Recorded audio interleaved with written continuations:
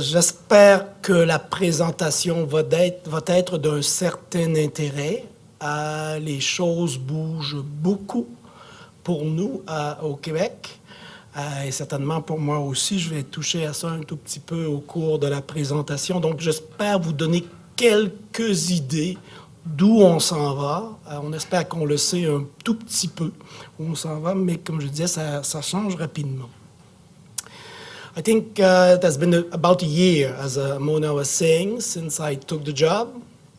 And often I will say to colleagues, it's like I'm back in high school.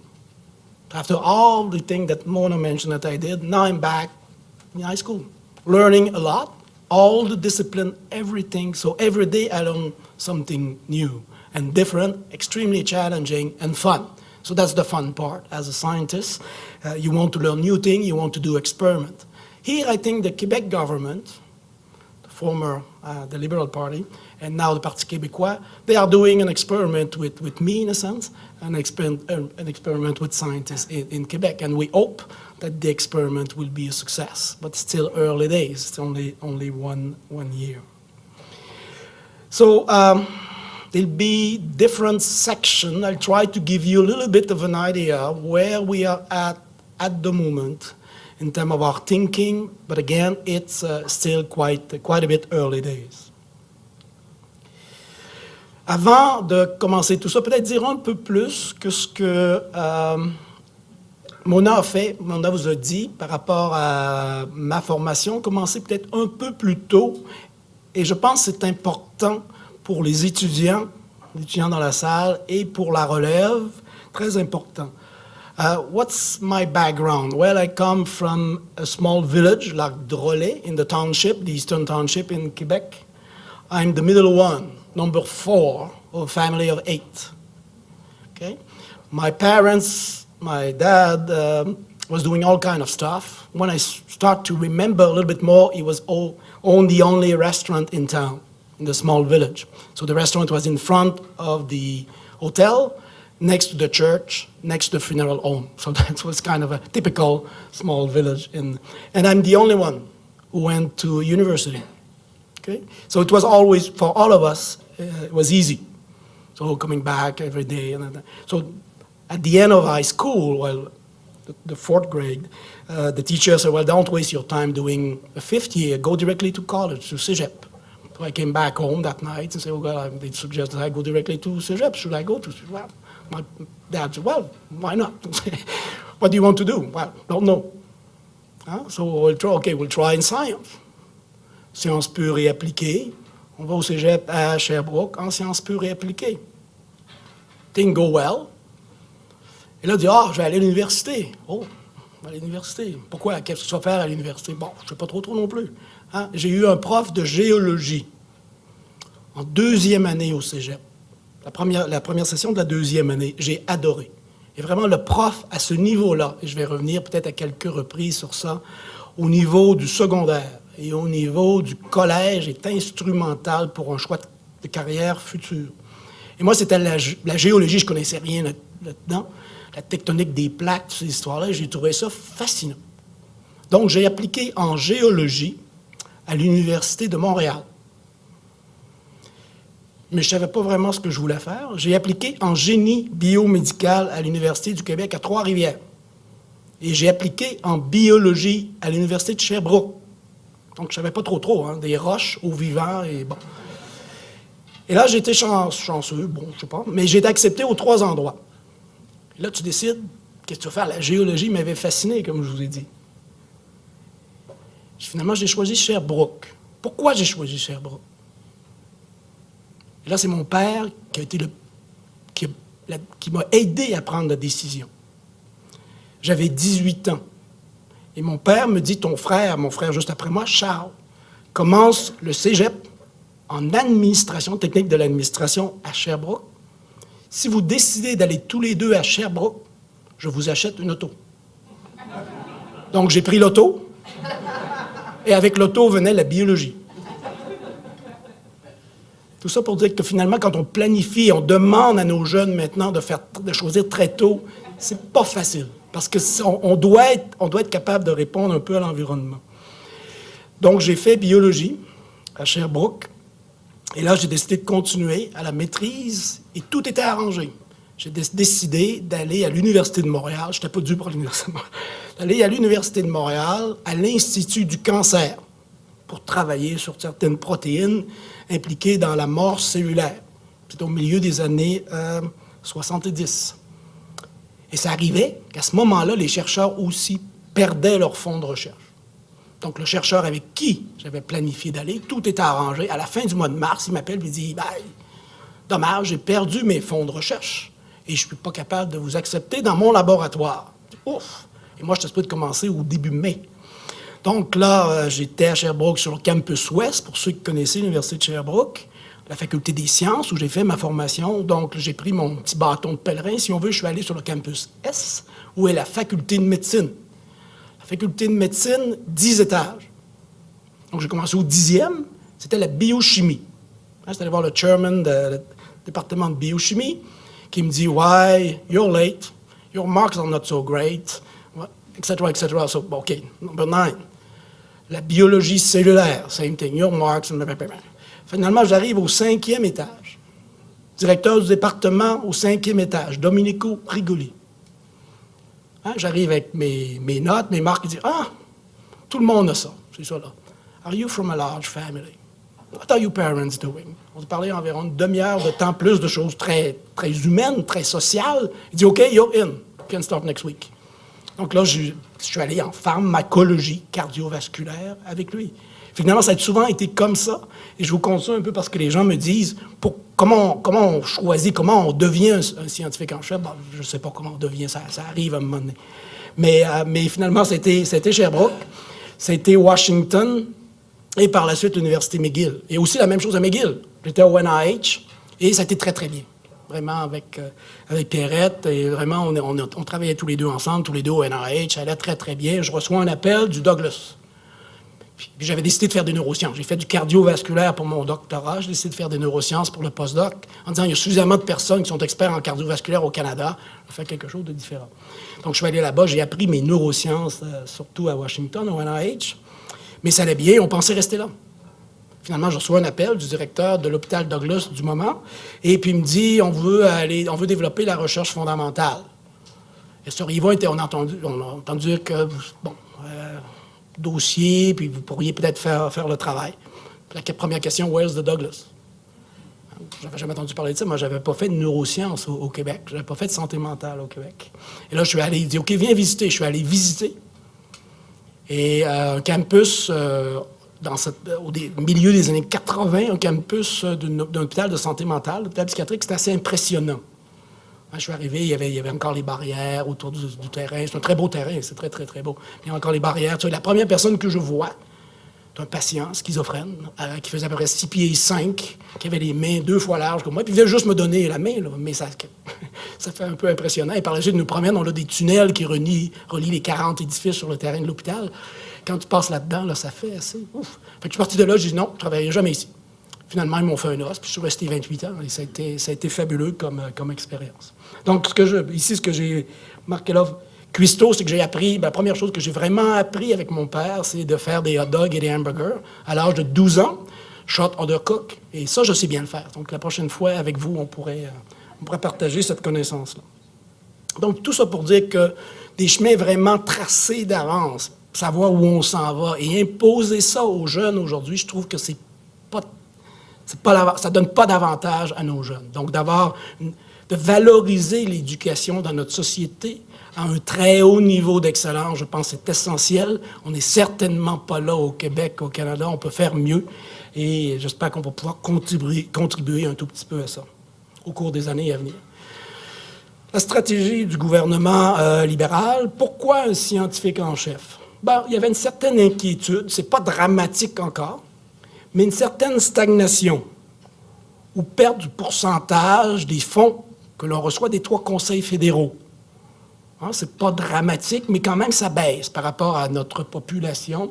Donc, on s'est dit, il faut peut-être trouver des stratégies pour essayer de changer ça. C'est certain qu'il y a des provinces qui sont parties de plus bas Donc, eux augmentent plus rapidement, l'Alberta, la Colombie-Britannique et autres, là. Mais quand même, c'était quand même une question du gouvernement. Aussi, tout ce qui est grande question de recherche, et je vais en mentionner quelques-unes, essayer de travailler ensemble, les différents venant de différentes facultés, différents départements dans une université ou dans un réseau universitaire, essayer de travailler de plus en plus ensemble, que ce soit plus global. Et ça, en disant, bon, peut-être si on regroupe les trois fonds, peut-être que ça va permettre d'avancer plus rapidement dans ce secteur-là. Et je vais en parler dans quelques minutes, en plus de détails. Partenariat à l'international. Le message du patron qu'à date j'ai eu le plus longtemps, l'ancien ministre Sam Ahmad, développement économique. Première fois que je l'ai rencontré, il dit « Rémi, je suis un ingénieur, tu n'as pas besoin de me convaincre, la recherche c'est important, je le sais. » Bon, au moins on ne part pas à recherche 101, au moins une petite base. Et après ça, il dit « Le Québec est petit. La seule façon d'augmenter notre impact de la recherche qui se fait au Québec dans tous les domaines, c'est du partenariat à l'international. » Pas nécessairement tout azimut. Il faut que les deux parties gagnent, là. Mais vraiment avoir des projets assez costauds à l'international et une stratégie à l'international, et on travaille sur ça présentement. Aussi, un autre élément du mandat, le soutien et la promotion de la recherche au Québec, le soutien et promotion de la chose scientifique au Québec. Et ça, c'est très important pour moi aussi. Les mandats, conseiller le ministre. Et ça, c'était il y a quelques jours, les noms ont changé un peu, là. Le ministre en matière de développement de la recherche et de la science au Québec. Donc, moi, il y a un processus relativement compliqué et très ardu. J'ai appris à la dure ce qu'on appelle les emplois supérieurs au Québec. Quand tu nous passes dans le tordeur, c'est très, très carré, très critique. J'ai discuté avec le ministre à ce moment-là, M. Gignac. C'est lui qui avait proposé l'idée au gouvernement du Québec de créer le poste de scientifique en chef. Discuter avec lui, ça allait assez bien. C'était compliqué. Ça a été le projet de loi, ça a été compliqué, l'opposition et tout ça. Mais finalement, c'est arrivé. Mais quand j'ai commencé à négocier avec les emplois supérieurs pour ce qui est plus personnel, là, c'était très lourd, très difficile. Mais finalement, c'est arrivé. Moi, j'ai pris mon poste le 1er septembre dernier. Et M. Gignac a été transféré de ministère le 3 septembre. Donc, je l'ai eu comme patron 48 heures. M. Ahmad a commencé. Là, on commençait à travailler très bien ensemble. Bon, les dernières élections au Québec, pouf, on change de ministre, mais pas seulement de ministre, de ministère. Donc, maintenant, on fait partie de l'enseignement supérieur, de la recherche, de la science et de la technologie. Notre nouveau ministre, Pierre Duchesne. Donc, j'ai parlé à d'autres ministres, mais je n'ai pas réussi encore à parler à mon... On n'a pas encore de téléphone. On n'a pas encore de courrier. C'est ça le ministère, là, si vous allez sur le site du gouvernement du Québec, qui n'a pas encore rien, parce que c'est un tout nouveau ministère. Ça fait du sens de mettre ces choses-là ensemble, mais aussi, c'est une question de structure et regrouper différentes portions de notre ancien ministère qui, finalement, a explosé en 3 différentes divisions. Recherche à ce ministère-là, exportation avec les affaires internationales et développement économique avec les finances. Donc, il y a beaucoup de changements depuis une semaine. Et je dois dire que lorsque j'ai vu l'annonce la semaine dernière du cabinet par la première ministre Pauline Marois, et je me dit « Wow, qu'est-ce que j'ai fait là? » Il y a un an, j'ai accepté tout ça. Puis, ouf, qu'est-ce que... Alors, finalement, là, au moins, on reste avec le sous-ministre que je connais bien. Les autres, c'est une équipe nouvelle, mais bon, on va développer des partenariats et on va connaître nos collègues. Je connais très bien le ministre de la Santé, Régent Hébert, qui est un ami de longue date, donc au moins ça c'est très bien. Et notre ministre des Finances, Nicolas Marceau, recevait des subventions d'un des fonds de recherche du Québec, le Fonds Société Culture, c'est un économiste de formation. Donc au moins, lui aussi, il connaît ça un peu. Donc, conseiller le gouvernement, conseiller le ministre en titre sur la chose scientifique au Québec, présider les conseils d'administration des 3 fonds de recherche. Et ça, je dois dire qu'au début, lorsqu'ils m'ont dit « Vous allez présider les CA des 3 fonds subventionnaires », je me suis dit « Oh, je vais passer ma vie dans des conseils d'administration et les sous-groupes de travail, ça va être épouvantable. » Je n'étais pas très fort sur les conseils d'administration, je dois dire. Mais, en bout de ligne, je pense que c'est un bon modèle par rapport à d'autres modèles de scientifiques en chef à travers le monde, où finalement, oui, il y a un rôle de conseil, mais un peu moins d'impact direct là, sur certains budgets ou la façon dont les subventions peuvent être ou les priorités de subventions peuvent être décidées. Là, ici, vraiment, en présidant les 3 conseils, on apprend beaucoup.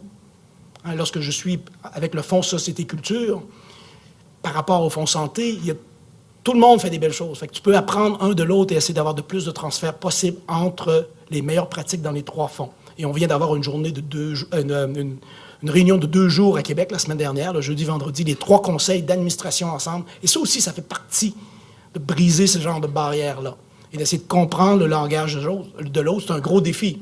Au début, c'est sûr là, que le médecin qui voit l'expert en littérature du 17e, au début, le langage, tout comme le chinois et le français. Mais quand il commence à comprendre un peu la problématique, et là, il commence à dire « Ah, on pourrait peut-être faire ça ensemble », ça, c'est vraiment un moment fascinant. Donc, ça occupe beaucoup de temps, mais c'est quand même intéressant. Bon, coordination des enjeux communs. Hier, Gilles Patry était venu nous voir et on avait une réunion là, d'un comité interfonds, les 3, pour discuter de grands équipements, grandes plateformes au Québec et comment essayer de supporter ces grands équipements, grandes plateformes-là de façon un peu plus coordonnée. Donc, ça progresse là-dedans. Développement de la recherche intersectorielle, donc entre les 3 fonds. Donc, là aussi, un groupe de travail entre les 3 fonds. L'administration, ressources des fonds, intégration de l'administration, tout ça, ça aussi, ça fait partie du mandat. J'ai nommé un directeur de l'administration pour ça. Et j'ai mentionné le positionnement à l'international, comme on dit, très important. On a un autre groupe de travail sur ça qui travaille à développer une stratégie à l'international. Et là, une des premières choses qu'on a fait, c'est de nommer quelqu'un à Washington pour la chose scientifique. Vous connaissez probablement tous Julie Payette, ancienne astronaute, qui travaille pour nous, avec nous, à Washington. Et c'est fabuleux.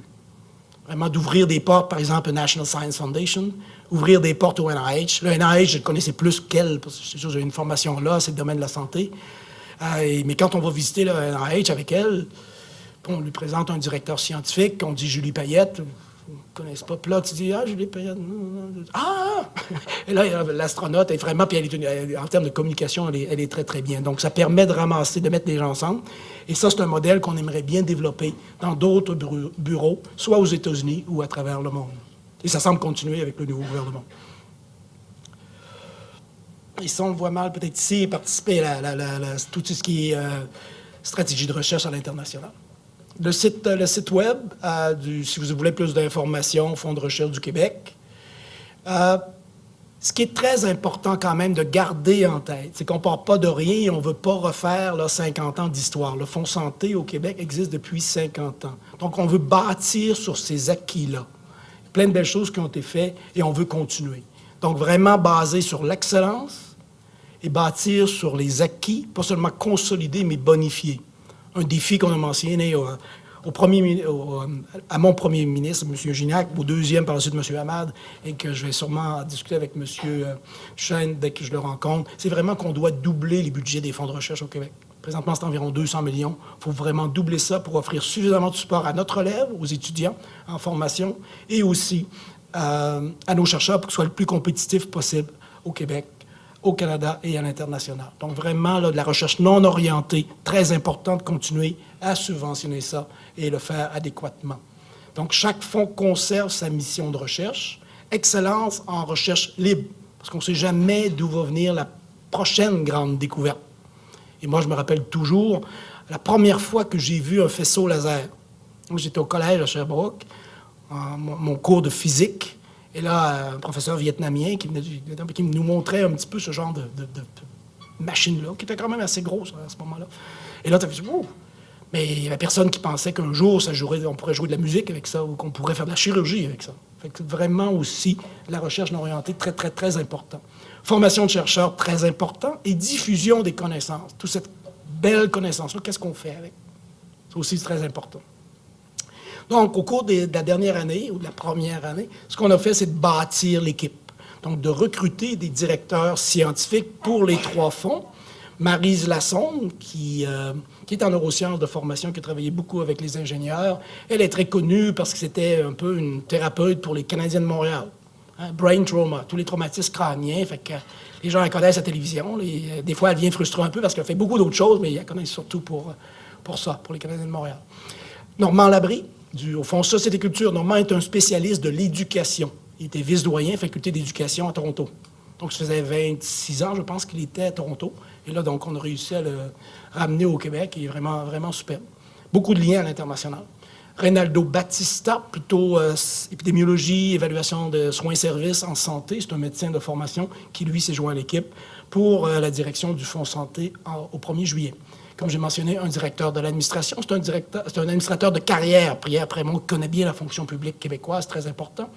Un directeur des communications et de la mobilisation des connaissances. On en fait peut-être un peu plus du côté communication, mais très important dans le futur de faire plus du côté mobilisation des connaissances. Ici, seulement pour mentionner la stratégie des IRSC, par exemple, le transfert des connaissances, j'aime mieux quelque chose qui est plus un échange. Fait que c'est pas qu'on appelle ça mobilisation. Le transfert, c'est plus unidirectionnel, et nous, on ne veut pas le faire de cette façon-là. Quelqu'un à l'éthique aux affaires juridiques, très important. L'éthique de la recherche et la recherche en éthique. Le Québec a des forces là-dedans, mais il faut continuer à bâtir tout ça. Et Mylène Deschênes travaille avec nous là-dessus. Donc, c'est notre bureau, finalement, le bureau du scientifique en chef. Formation de la relève, aussi prioritaire pour nous et pour les trois fonds. Portrait en termes de financement, comme j'ai mentionné, environ 200 millions pour supporter la recherche, environ 26 % directement pour des supports aux étudiants et environ un autre 30 % qui vient des grants. Donc, à peu près 50-55 % qui vient pour supporter la relève. Bon, ça, je vais le passer, c'est un peu la même chose ici. Les priorités, j'ai déjà mentionné un peu, la relève, la prochaine génération de chercheurs dans tous les domaines. Renforcer le réseautage et aussi nos centres d'excellence. Encore une fois, on veut bâtir sur ce qu'on a développé au cours des dernières décennies. C'est d'utiliser ça aussi pour développer la recherche un peu plus entre les trois fonds, des grands projets de recherche intersectoriels. Partenariat à l'international and promotion of education in science and research. And this is a big one as well, and we need to do more on that front for sure. So what do we want to do on that front to start with in terms of training? Well, I did a tour of the university over the past few months in Quebec. So I joke now with former colleague at McGill saying, well, a scientist, you travel, you're one day in Paris, the next day in Tokyo, and so on. Now myself, I go to Trois-Rivières and Rouyn-Noranda and Rimouski. So for the air mile, it's not so good. But to know Quebec, it's great. And all over the place, they'll say, well, yes, we do train students. But in many places, still a little bit the same way as I was trained, or that I train the students that are still in my lab. So when I often say to my students, when they defend their thesis, that day, they know everything about nothing. So we need to be much broader than that. We need to make sure that, because of the market today, they need to be exposed to more than focus, very, very focused on one aspect. So that's what you want to do, I think, here, and that I think is great. And if we could work together on that front, that'd be fabulous. So we have a summit plan, the end of November, on the renewal of grad training in Quebec. So the various universities involved, Ministère de l'Éducation, Conseil supérieur de l'Éducation du Québec, et les groupes étudiants qu'on a vus dans la rue au Québec le printemps dernier sont aussi très intéressés par ça. Ils sont aussi à la table et participent de façon très créative là-dedans. Pour arriver à dire finalement maintenant, when you're doing a PhD, in a sense, it should be a bit personalized. And with the virtual world, you can probably do that. And to continue to train the way universities have trained for the past 500 years, maybe we need to change the model a little bit. And like ethics is certainly one thing, and ethics may mean something different for someone in medicine compared to someone in law, but we need at least to have the basis. Business. We don't have gestion de ressources humaines, gestion de finances. You train you get your PhD, you go to do a postdoc in a nice city, you come back, you have a nice job at the university, you're in front of your computer, you have to hire people, you have to write grants, you have to follow, and you don't have any clue about that. So also you need to have a bit about, and some people will end up trying to go to the private sector. So to be exposed to that is very important. Job in government. There's probably more job in government these days, although here in Ottawa, I don't know, but than there is in university. So I told also that, like I had one of my students, PhD pharmacology at McGill. He's not at Health Canada. When he started there, he had no clue about drug regulation. He knew a lot about basic mechanism of some drug, but he did not know about regulation. So that's something we want to offer and have a bit more opportunity there for students to decide really to choose a menu of things. It's still planned for that date. And if any of you are interested, let me know. Could certainly invite you. Most likely it will be delayed. With the new, it was planned, we have started to plan that in May. Now, of course, with the new government, the big thing on the table in the first 100 days of the government is a summit on university, but more on the financing of university and the governance of university. So that's a biggie. And I will not be surprised that my new boss would say, well, that one we could do in phase 2. I would not like to do that together because we'll lose, that will disappear in the noise probably. Because there'll be a lot of very hard discussion between the president and principal of university, the union, and the students. So, that's something that we will do for sure. Maybe delayed by a couple of months. A lot of interest. So the summit here, quels sont les objectifs? Faire un peu l'état des lieux. C'est pas que toutes les universités font rien, là. Il y en a plusieurs qui ont des projets pilotes, des programmes pilotes, avec une différente façon de former les étudiants gradués. Donc, on veut voir un peu qu'est-ce qui se fait au Québec, qu'est-ce qui se fait au Canada, qu'est-ce qui se fait à l'international. Beaucoup de choses qui ont été essayées, par exemple, en Angleterre et en Suisse. Donc, on veut vraiment utiliser ça comme base aussi. Donc, comparer les modèles novateurs dans le monde. Développer une vision d'avenir pour le renouveau de la formation graduée. J'ai déjà mentionné éthique, administration, ressources humaines, finances, partenariat. C'est beau le partenariat, tout le monde veut faire du partenariat, mais des fois, pourquoi? C'est quoi l'objectif vraiment de devenir partenaire dans une programmation de recherche? Pas toujours évident. Et ce qu'on vise, c'est vraiment avoir des projets pilotes l'an prochain. Donc, on n'aura certainement pas les moyens d'aider tous les universités en même temps. Donc, on va suggérer, proposer que peut-être avoir une compétition et que le meilleur gagne, comme pour des fonds de recherche, dans le sens de dire peut-être qu'on pourrait essayer quelque chose de nouveau pour la formation à la maîtrise ou la formation au doctorat. Et avoir quelques programmes pilotes au Québec. Et là, je dois dire que la réorganisation récente de la semaine dernière, en termes de ministère, ça va nous aider. D'avoir l'enseignement supérieur et la recherche dans le même ministère, ça va nous aider, certainement, parce que je dois dire que l'éducation ne répondait pas toujours présent dans le passé. Bon, je pense que ça, c'est un peu redondant. Les différents modèles qu'on a présentement. Ce qui est important aussi, je pense qu'on a le même problème un peu partout à travers le pays, à travers le Canada. Habilité à recruter les meilleurs, oui, Canadiens, mais de partout à travers le monde. Et ça, je pense que c'est très, très important. Ça se fait peut-être mieux en Ontario que nous, on le fait au Québec. Donc là aussi, il faut voir quel genre de modèle on pourrait développer. Oui, la formation, le recrutement, leur formation, mais aussi les garder, trouver des façons d'en garder, et pas tous, là, bien sûr, mais un certain groupe, d'offrir un marché du travail qui est assez vaste et polyvalent. Donc, c'est très important de faire ça aussi. Aussi voir en termes de besoins de notre société. Et ça, je me rappelle de longues discussions, probablement que Mona en a eu plein de ça aussi. Est-ce qu'on forme trop d'étudiants au doctorat? Est-ce qu'on forme trop de chercheurs? Je me rappelle de longues discussions aux IRSC autour de la table avec la moitié qui dit oui. Bon, un tiers dit oui, l'autre tiers dit non, puis l'autre tiers est à peu près indifférent.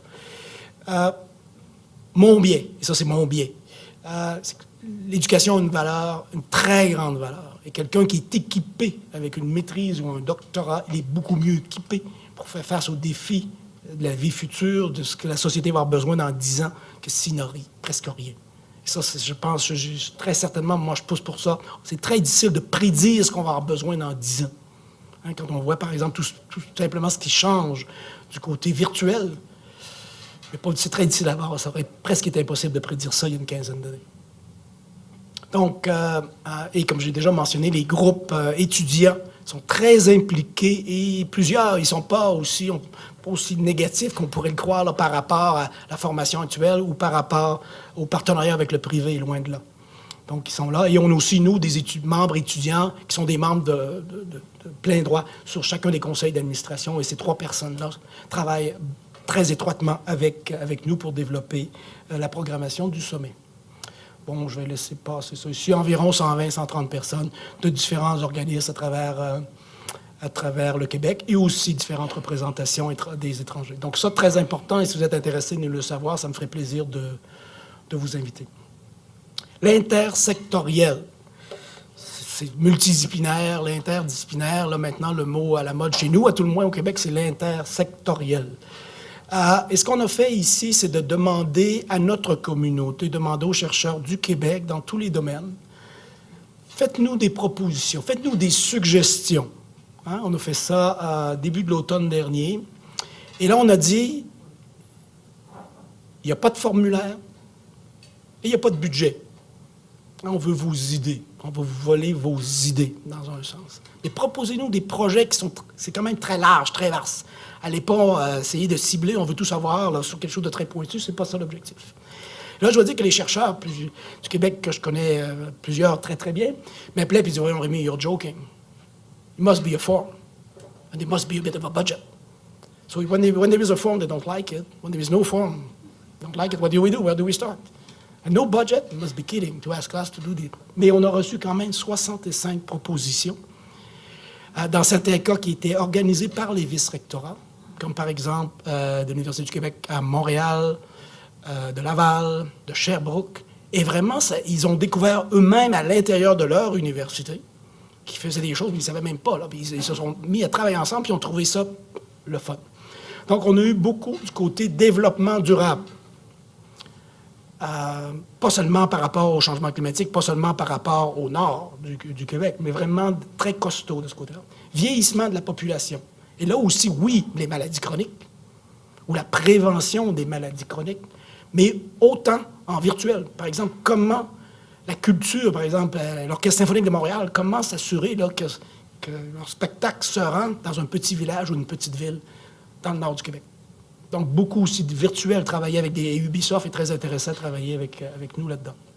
Le Nord, bien sûr, c'est une grande thématique du gouvernement québécois. On avait le plan Nord avec le gouvernement Charest. Maintenant, ça s'appelle politique de développement de la recherche dans le Nord. Donc, ça reste là quand même. On n'a pas le choix. Je pense que le Québec, il faut développer ça. Peut-être un peu plus social avec le nouveau gouvernement, mais quand même très important. Cité verte, comment construire une ville qui va être plus intéressante à vivre pour tout le monde, avec développement durable, Green City, toutes ces histoires-là. La culture et l'art dans la qualité de vie d'une société. Aussi deux très beaux projets, un qui vient de l'UQAM, un qui vient de Concordia. Dans cela, et l'impact que ça peut avoir sur notre santé, par exemple.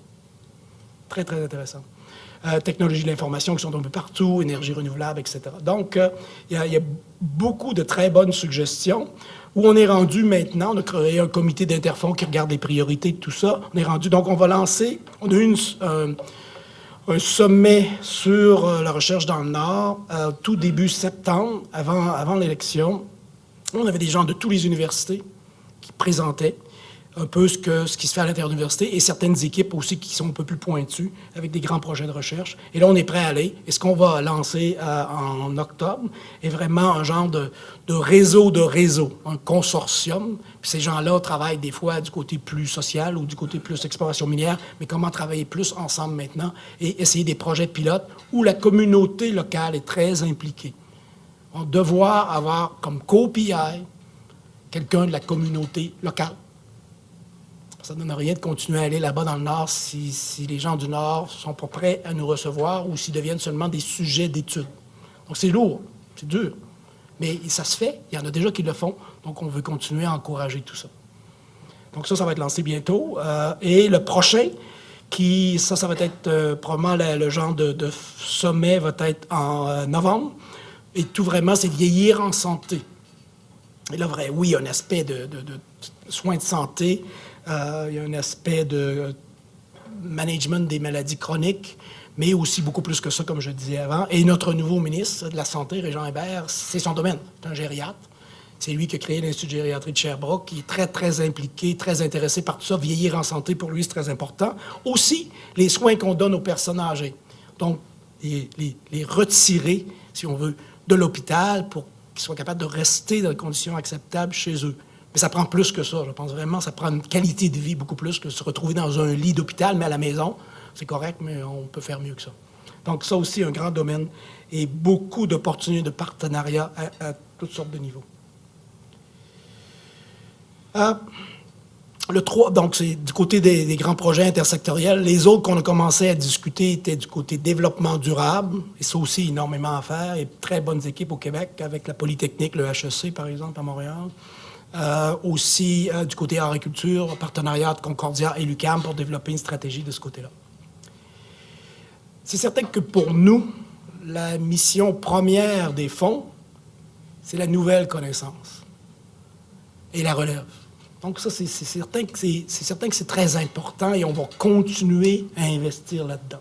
Mais une autre grande priorité, l'intérêt pour la recherche, l'intérêt pour les sciences. Hein? Et les fonds, nous, on cible surtout la formation graduée, maîtrise et plus, les jeunes chercheurs par la suite, etc. Mais très souvent, on est un peu présent, mais pas très présent beaucoup plus tôt. Par exemple, à l'école primaire ou à l'école secondaire. Donc, on veut aussi trouver de meilleures façons de faire ça. Il y a déjà beaucoup d'activités au Québec. Il y en a probablement beaucoup ici aussi. Les petits débrouillards, les expos sciences et toute cette histoire-là. Mais un premier programme qu'on a développé, c'est les étudiants chercheurs étoiles. So each month, we have one star from Société Culture, Nature Technologie et Santé. C'est basé sur la soumission d'une publication. So the young trainees could be at the undergrad level, could be college, could be undergrad, could be grad and postdoc, will send the paper, and there's a committee that look at it. So he could send the paper, the mentor could send the paper, the girlfriend, the mother, I don't care, as long as you get the paper. And then the group look at that, and every month, as I said, there will be one star. Et ça nous fait nos 3 étoiles du mois. Et un des objectifs que l'on a en communication, c'est vraiment que ces 3 étoiles du mois-là soient reconnues, pas dans le Devoir, si vous connaissez le Devoir au Québec, c'est un journal d'opinion assez branché, ils sont déjà vendus à la cause, mais qu'ils soient reconnus dans le Journal de Montréal ou dans le Journal de Québec. Ah, là, on aurait réussi. Et aussi, c'est mes 3 étoiles. Hein, puis là, je suis en discussion avec eux, avec le Journal de Montréal, pour dire, ben là, c'est mes 3 étoiles, ils sont meilleurs que les 3 étoiles de la soirée du hockey. Sûrement, avec l'équipe canadienne de Montréal, présentement, ils sont beaucoup meilleurs que ça. Et par la suite, d'utiliser ces 3 étoiles-là, après une année, on va en avoir 36. Donc, on va avoir un forum des 36 étoiles. Et là, ils vont tous, chacun nous donner un peu ce qu'ils font. On a déjà eu une rencontre des 9 premiers. Quelqu'un en théâtre, quelqu'un sur une enzyme très spéciale associée avec les cellules souches, quelqu'un une nouvelle bébite là, pour mettre au niveau des vaisseaux sanguins. Et c'est à des voir au début du... Et là, ils ont commencé à se parler. Après un verre de vin, là, ça facilite beaucoup. Et vraiment voir un peu les communions. Et c'est eux qui vont le faire. C'est pas nécessairement les gens comme moi qui vont le faire. Cette intersectorialité-là, ça va se faire par eux. Donc, eux, on veut les utiliser pour ça. Mais aussi, et ça fait partie... Oh, j'ai oublié de dire aussi qu'on leur donne... Chaque gagnant reçoit un chèque de 1 000 $. Fait que ça aussi, ça aide peut-être un peu à stimuler la participation. Ils font ce qu'ils veulent avec. Mais aussi, on leur demande d'agir dans le futur comme mentor au niveau du primaire et du secondaire. Donc, d'arriver quelqu'un de jeune, de 20 quelques années, qui va parler de son intérêt pour la science, qu'il fait un peu dans n'importe quel domaine, à des jeunes au niveau secondaire, je pense que la connexion peut se faire plus facilement que si c'est quelqu'un plus senior. Et ils sont très enthousiastes à faire ça. Vraiment, ils ont vraiment acheté ce modèle-là beaucoup. Ça fait partie, pour nous, d'essayer de valoriser un peu plus la culture en sciences et en recherche au Québec. Donc, vraiment très, très important. Et vraiment essayer de cibler, on ne veut pas réinventer la roue, mais quand même cibler au niveau secondaire, au niveau primaire, pour qu'au moins il y ait une petite exposition à la chose scientifique. Il y en a toujours un certain pourcentage qui vont là. mais il faudrait trouver une façon de s'assurer qu'on en a un peu plus. Un autre aspect de nos discussions est vraiment la formation de nos enseignants, the science teacher in primary school and in high school. So I mentioned to you the summit that we're organizing. And now that we have the new ministry, that will be a bit easier. I also discussed with colleagues, say, well, we need to change a little bit the way we form our teacher that will go to primary school, teach in primary school and teach in high school. The first reaction was none of your business. Your research, take care of that, that's enough. And it's true, that's probably enough. But at the same time, we need to make sure that we value education much, much more in Quebec, and that basically a teacher in primary school is as important as a medical doctor. Finland has done that. They have changed the way they do things, and very important. Huge challenge. But we need to start somewhere. So we'll start to discuss with these guys a little bit and try to find a way that at least if a science teacher, when he goes to teach somewhere, he will teach science. Because often it doesn't happen. So of course you have to bring the union, you have to bring the administration of the school, you have to bring the education system.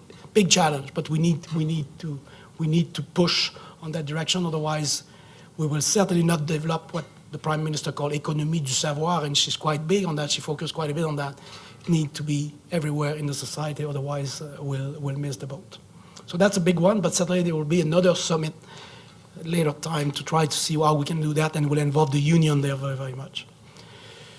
Of course, good old hands when you do Expo Science and things like that, it's a lot of fun, the kids love it, but also web-based approach, we have to do that more. We do it somewhat, some of it in Canada and in Quebec, need to more. The territory is so big that we have no choice. Then science to politician, that's also a challenging one, but again, need to be done. And we're lucky that in the current government, we'll see if it changes in a little while because it's a minority government, but Régent Hébert, of course, is a university prof, is a medical doctor, did a lot of research. Same thing for the Minister of Finance. So at least there is a few that are open to that. My boss is in communication, journalism. So hopefully he'll be able to be much better than me in communication of these type of things. So we need to a bit of basis, probably a kind of a research 101 and bring, but I'm confident that we'll, and there we need to work together. We need to work, especially with the young one, with the trainees. I think the impact they could have much bigger than me. Okay, and the other one, someone mentioned that to me. Oh, yeah, Paul mentioned that, I think. So what we are organizing a summit of chief scientists of the world. And when I suggested that to Minister Ahmad, he was, and I said, yeah, it will be one of the first because it's a new model in many region or country. And he was very keen. And say, I want to be there, we'll do the opening. And so it was planned for October, 21st, 23rd. And of course, not the same minister. I could invite him, he probably will come, but will not be. So we decided to postpone that one as well to spring in Montreal, having, I think, really the people that have chief scientists on their business card, Australia, New Zealand, of course, there's many in Israel. Great Britain, Scotland, EU, the European Union had just appointed one, US, and so on. So there is various, and we'll also invite others where there is not the same kind of job description, but similar type in terms of developing research strategy and research policy. So if you're interested also, let me know. So there'll be discussion that will be the various model in the various country in terms of planning of research and science policy, trying to learn from each other in an informal way. And we'll see also, when I talk with the new minister now, what kind of take he wants on that, what kind of angle he like. But I think it could be quite a bit of fun to do that, to organize that. And I must say that the reception from many groups has been quite good, especially after an article in Nature. And you see, communication always help. When the chief scientist in the UK summarize his 5 year in office, writer from Nature, where with him they summarize the thing and say, yes, we do more. We need to do more on the global scene. We need to do more at the international level, be less insular. There's already a lot, of course, in Europe, but do more and more. And then in the end, he said, by the way, the Quebec chief scientist is inviting us in Montreal in October. So then I got a lot of phone calls. So even from here, from the government of Canada saying, how come we're not aware of that? Said, you used to have a chief scientist, you don't now. But we'll invite Canadian leader as well. And there is interest also, the three federal funding bodies are quite keen on participating. So I think it could be fun and to learn from each other. Again, it's the different model, and maybe to adapt our model and make it more efficient in the future. There, I think it's the challenge for all of us in terms of knowledge mobilization. And it's not everywhere, it's not everything that we need to go through that model, but there is some that need to be like that. And when I mentioned the North, development in the North, to have the partner at the table from day one, I think it's absolutely critical. And yes, excellence, it's a must in research, but in addition to that, a bit more on the pertinence. As I said, we'll continue to support non-directed research. That's very, very critical. Basic research is very critical, and that's the future. But in addition to that, there's another layer that we probably need to have, and that's the area of pertinence. And it's a two-way street, so it's really, that's why knowledge translation, I don't like it as much. It's more knowledge exchange and really learning from each other. On the socioeconomic side.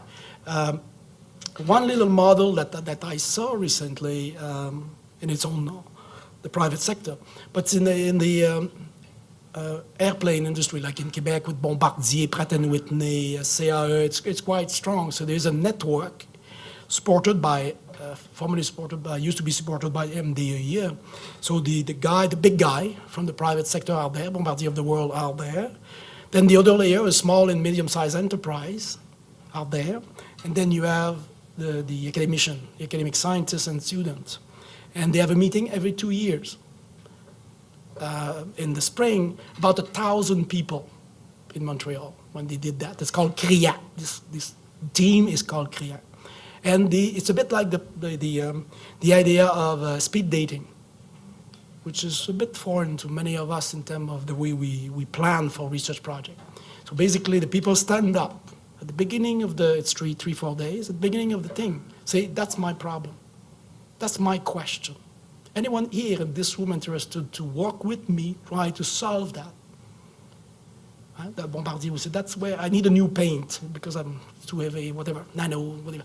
And then they discuss for a couple of days, exchange at round table, and the last day say, okay, that's what we have. This is, Bombardier will be there with this a bit of open innovation type of thing with the academician, and it's fabulous. And the money is there. Bah, then you go back the week after, you start the project. It's not a 2-year type of planning exercise. I found that you cannot do only that. But I think it'd be fun to try that. I like to try that in the health sector, for example, just to see my colleagues, how they will react to that. And I mentioned that to the Minister of Health in Quebec, because they're always reactive. They wait that the pharma or a scientist or a biotech come to them and say, you need to approve my new drug. And then there's all kind of back and forth. Say, well, maybe you should be there too, and say, what do we need in terms of healthcare system in Quebec or in Canada? And you are it's half of the budget of Quebec is there. So you should be able to know a little bit more, be proactive, and try to bring these guys as partner with you to try to solve the problem. So that's something that we like to try, and really that's quite a bit of knowledge exchange. And we'll learn from what they did at CRIAC. I already mentioned that one. In relation to the health sector, we had a big summit on June 1st in Montreal with these various partners from the private and public sector as well as government, and trying to make sure that MSSS, our Ministry of Health, will be the donor dog, will be the guy that will start to ask the question, will start to discuss project, and after that, of course, need to be committed to try these things a little bit. Because often in Quebec, I don't know here, maybe it's a bit different, but let's say they will develop an engineer working with a health care specialist will develop a new thing, a new gizmo. It will be tested all over the world, but not in Quebec. Right? Just the system is not open. There's no room for innovation. So we need to change the mindset a little bit. And of course, there, social acceptability is critical. I think the day of just doing new things and just say, well, said it, it's a bit over. So we need to make sure that the concept of social acceptability is there, and Bombardier is very keen on that these days. They have that in their model when they're developing a new plane. Now they want to make sure that that's part of the model. And I already talk about Recherche Nordique. I think we'll just pass on that. So basically, for us at the Fonds de Recherche du Québec, it's all about partnership. The three fonds trying to work more closely together. Partnership to train the next generation of scientists. Partnership with the government. Partnership with the private sector to make sure that we improve Quebec socio-economic type of outcome. And if you have any comment, suggestion, question, want to do things with us, we're totally open for partnership and business. Merci beaucoup.